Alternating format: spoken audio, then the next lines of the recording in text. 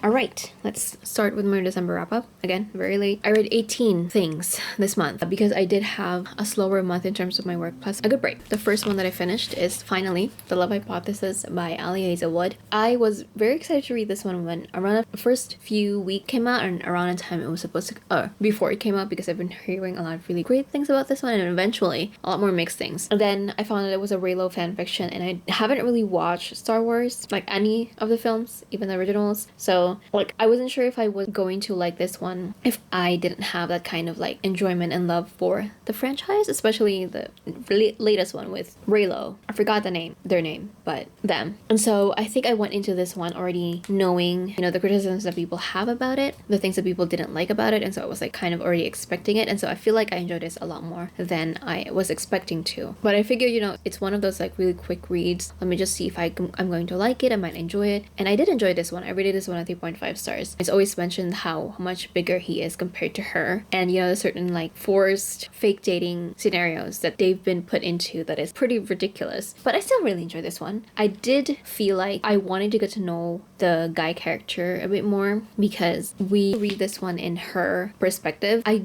do like him. I just want to get to know him a bit more. Oh, and also I read the bonus chapter where chapter 16 is told in his perspective, and I actually really like it. It does match my view of him, little that I know from the story. Also, I got to know him more just on that one chapter of his perspective. So I feel like this book would have benefited if it was an alternate perspective type thing, or at least we get more perspectives from him. So it was cute. I like this one. I enjoyed it. Not the best romance, sure, but it has its moments. It's very cute. The next one that I read is Odd Girl Out by Laura James. And again, this is a memoir. Like I've mentioned before with memoirs, I feel really weird talking about a memoir because it's hard to read somebody's life experiences. So I've been wanting to read more about women with autism because the past year I've really learned like firsthand how really stark and different it is for autistic women and autistic men, the way that they move and are perceived by people, the way they move around the world, and the way they are perceived by everyone, because women have been taught to mask from a very early age, and so that's why there's a lot of women who fall through the cracks because they're much better at masking. So I wanted to learn more about it. The author was diagnosed later in life. She already has a family. She already has 2 grown-up children when she was diagnosed. And this particular book was more of a recollection of the author around the time that she was initially diagnosed, and there wasn't really much reflection of her experience, I find, but I still really appreciated like her journey, learning more about like herself and her diagnosis along the way, and how she has been living her life after being diagnosed with autism. But this was, I believe this was just like a year after she was diagnosed with autism that this was like taking place. So next one is a book that I've been meaning to read, and this is one of those books that I've kept like kind of saved for when I want a good read, because I have high expectations for this one because of all the good things that I've heard about this, and I rated this one 5 stars. Lovely War by Julie Berry. I love this so much. This book made me cry so much and essentially like broke me. Like I couldn't stop thinking about this book even after I read it. It was just like all the things that went through this book. I couldn't. I was initially confused at first about like what was going on, because this is essentially like the gods telling 2 different love stories basically, and there was a trial god. So I had to like reread that part a couple times, like what was happening and why the gods chose to tell the story as like part of the trial. I didn't get it, but I was just like, you know what, even if it doesn't fully like make sense to me, I'm just gonna continue reading it because I love the stories, I love the characters, I love following the love stories. I always talked about how I really enjoy romance books, and I've talked about before how there are romance books and there are books that are romance or about romance but are more love stories, and this is 2 couples love stories. So it talks a lot about love and less of the journey of the people falling in love. Of course we're seeing them falling in love and the way they fall in love with each other is, but it's more of like the love that grows between them. It's hard to kind of separate that, but like that's how it makes sense in my head. I hope that you kind of get it too. So falling in love versus like the love that grows. I don't know. It's so, to me it's different. Like the love that exists between the 2 characters, because it's like a fated kind of love. It has a kind of feel, and so you see them kind of fall into place already knowing that they already love, like, even though they're still falling in love. You know, I don't know, it's hard to explain, but it makes sense in my head. Like the love itself, like love itself is what we're like seeing play out. I don't know, I just love this book so much. It made me cry again so much, but it's a good kind for the most part, even though it is heartbreaking at times. Like, I cry very easily, that's true, but this is one of those things that I could like really feel like deep in my heart the pain as I was crying. So I love this one so much. I'm glad but also not glad that I finally read this one, because I feel like I should have read it sooner, but I'm glad that I read it at this point. Next one is Terms and Condition by Lauren Asher. This one I rated 3.75. I liked it. I mean, it's 3.75. I enjoyed it a lot, but it's just one of those things that I had to like kind of suspend my disbelief, because everything was happening way too fast, in my opinion, in this book, especially because the main character, Iris, is seen as someone who cannot commit. If her relationships get really serious, she will break up with a person that she's with. And none of her friends or her family were like questioning why she's suddenly getting married. Like, she's engaged and they didn't even know she was dating someone. And then she's getting married in like, I think she got married in like 2 weeks. And none of them were saying anything. And in my head, it was just like, is it like because he's rich and handsome that they just kind of like are letting it go? But that doesn't make sense, because they're not the type of people who would think that. So I was just like, no one's saying anything, they just believe it. But it has that usual element of like possessiveness, jealousy, the pampering, like they want to pamper the heroine type of thing, and I'm a sucker for that. I love that aspect of a romance. I'm definitely excited for Cal's book, because he's like the golden retriever type of character, and I love watching them fall in love, because we usually get, yes, the, you know, the broody, arrogant, rich guy who's jealous and protective and possessive, but I love golden retriever types too. So I'm excited for Cal's book, Final Offer. I think it's coming out soon. So the next one that I've read is a manhwa. This is called Red String of Fate. I rated this one 3.75 stars. I've been watching out for this one until it finished, and I was like, oh, let me just pick it up because it's already done. So again, another quick fun read. Again, one of those types where the main character got transported to a novel that she was reading. I'm not writing, if I'm remembering that correctly. I think she was writing them. I don't know. I can't recall. It's all jumbly in my head because the premise are all pretty similar. The main thing that's different here is that the main character gets to keep her own body, so it's not just her soul that gets transferred into a character. She becomes like her whole soul and body are transferred into this world. And the protagonist is a villain, of course, and he's, you know, that stereotypical misunderstood type who's cold and vicious, but is actually clueless and of course possessive. But he's not too possessive. He was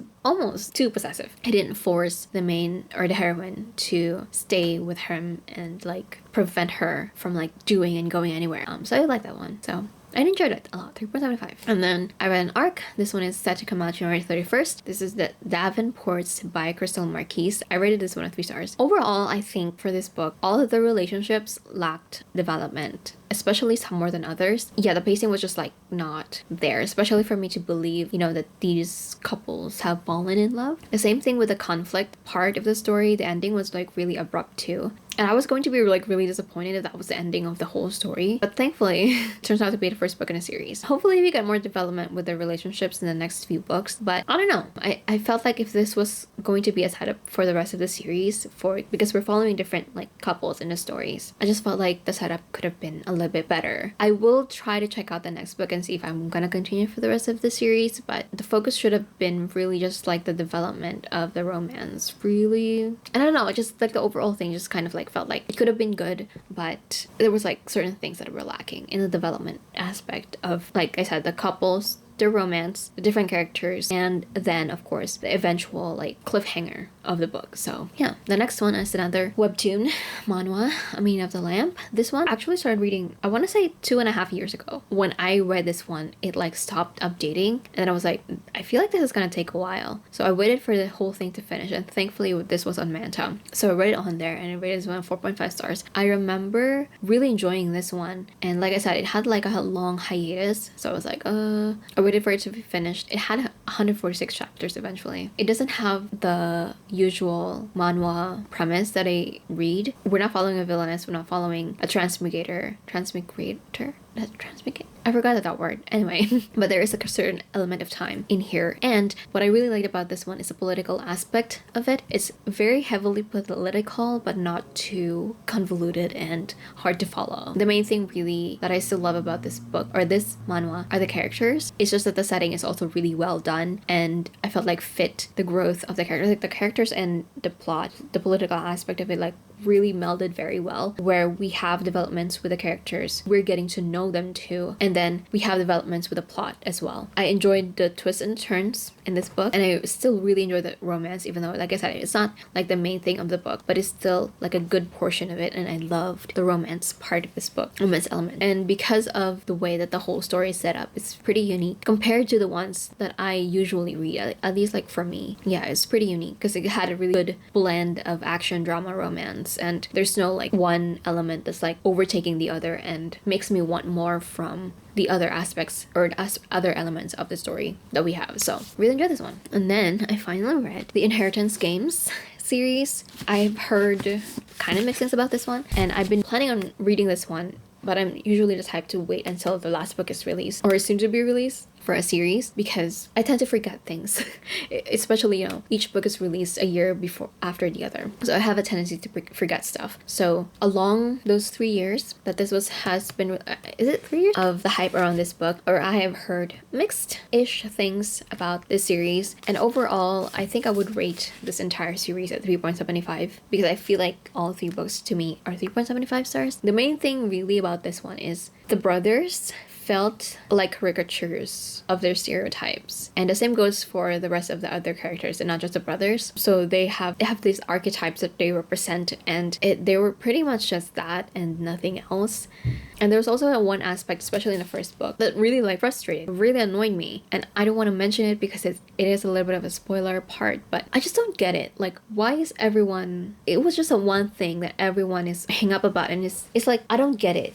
It's like, it's so obvious. I don't want to mention it because it is a spoiler, but it just frustrated me because it felt just like a forced thing to have in terms of like misunderstandings and conflicts between the characters. It just felt like it's not enough to, you know, for all of that. I don't know. But yes, overall, the series was enjoyable. But for guys who are supposed to be like really good at solving puzzles and very, very smart, they can be really stupid. And I get that they're teenagers, but also not really, especially the 2 brothers that essentially we're following a love triangle of. I love Xander and Nash. Like, of the 4 brothers, 2 that are part of the love triangle I didn't like, and there were the 2 that we get most, essentially. The other 2 we don't get a lot of, but they're the ones that I love.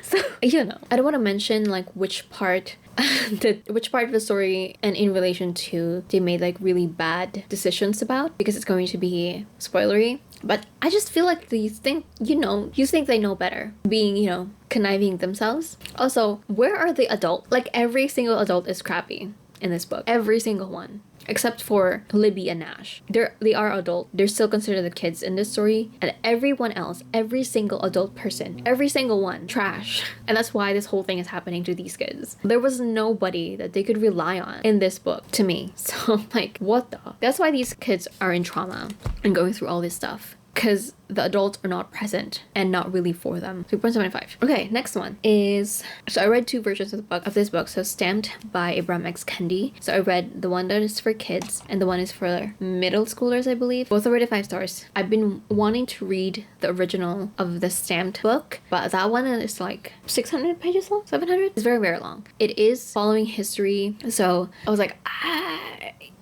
to me, it was like textbook. So I was like, I'm not gonna decide to just like read that in a month. So I decided to read these first 2 versions of the book because these are like the condensed versions. And I learned so much still from this one. I didn't grow up here in America, and so I didn't really know about, you know, the Black history. So this is like the first step for me to really learning about Black history. So Stamped for Kids and Stamped Racism, Anti-Racism, and You, of course, both 5 stars. I learned so many things from this one, even though again they're for kids. Very informational and educational. So, and the next one that I read, 3 novellas from Ali Ahiza Wood, because I did enjoy The Love Hypothesis, and I was like, you know what, might as well, you know, I might like this one. I'm so glad I made a decision because I actually really love these books. I do know that these, so Under One Roof, Stuck With You, and Below Zero, they're all novellas following women in STEM. And I was already told that all the ones that she has released so far, there's a main theme where the guy is so much bigger than the girl, and that's going to be mentioned quite a bit. So I was already expecting that, and so I felt like I enjoyed it so much more. I enjoyed these characters specifically because they felt so much more distinct and less caricature-y compared to The Love Hypothesis. The only thing is I wish these were longer, but I like that they're like short and sweet too. So I was like, I really enjoy these ones. I'm gonna read Love on the Brain. And I really love Love on the Brain. 4.5 stars. I like this so much more than her first book because it felt like the story was just like ticking boxes for like characters and tropes and plot points. For this one, I just felt like the characters were much more well-rounded and again, truly their own character and not like representations or based on certain people. Because I felt like you can tell with the Love Hypothesis that there was just like, you know, where you expect people to like already know the kind of character these characters are because they're based on someone. It felt like that in the Love Hypothesis. So for this one, it just felt like so much more separate from anything. Like they're their own full character. So I really like that one. So I was much more invested in the relationship of the characters and them separately too. And the misunderstandings here made so much sense. I was like really frustrated with the misunderstandings because I was like, I couldn't think of like a really good reason for this misunderstanding to happen. So I was pissed right along with the main character, the heroine. And then it was explained and I was like, oh, that makes sense. I get it now. And then I read The Art of War by Sun Tzu. I have been meaning to read this for a while now and I figured, you know, it's a short book, might as well. This is one of those books that is often like quoted and used by a lot of people. I would rate this a 3 stars because I felt like this is really one of those books that require in-depth discussions. And this book doesn't have it. It's literally just what Sun Tzu is writing. And so there's no like breakdown of how it could apply for other things. And I need that. I do. So just reading it straight through, I felt like I really didn't get anything from here. So I still really appreciated this though. But I need someone to break down each teachings. I'm the type who needs that, so. And then the last one that I read is another manhwa. This one is When the Flowers Bloom. This one, I rated it 4.5 stars. It's very short, but I cried so much because these characters, why do these characters need to suffer as much as they did? And like, how many chapters is this? 20 chapters? I cried so much from this 20 chapter manhwa, especially because the characters felt like they were just simply manipulated by gods and then left to suffer because the gods couldn't be bothered to help them, even though the curse and the whole thing that they were going through is from them. I was just annoyed by the whole thing, like, because these people, like, they're minding their own business. They're not even like aggravating the gods and the curse and the story. They were just living their own lives. And then they suffered so much. I felt really bad for these characters. And like I said, they were like really good, like decent human beings, like actually really good people. I made me cry though a lot. And I still ended up loving the characters. That's why I feel like so much for them. So 4.5 stars. So again, best books, worst books, most anticipated books are still coming. Also the stats, I just need to like structure everything out so that when I film it, I can just film and go, you know? So yes, thank you so much for watching. If you guys enjoyed, and I will see you on my next one.